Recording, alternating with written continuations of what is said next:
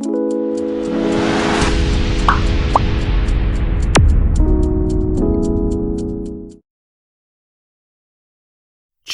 13.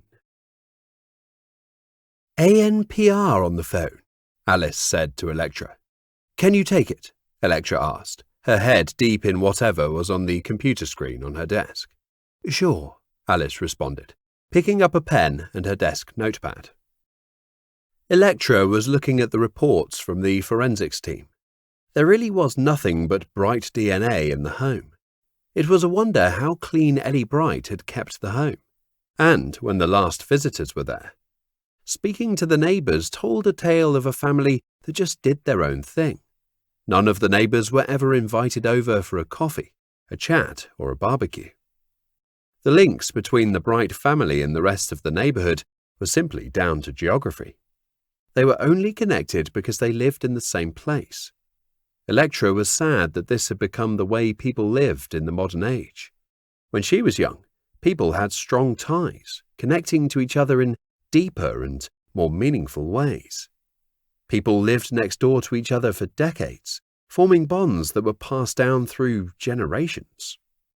She still stayed in touch with the people her parents lived next door to when she was a child, meeting up with them every now and again for a coffee. But she was sure she was in a tiny minority. Electra looked at the finer details in the report, the things that most in the team would ignore. This was the part where they listed the smallest amounts of DNA, the insignificant ones as far as detective work was concerned. Every strand of DNA that was captured was included in the report.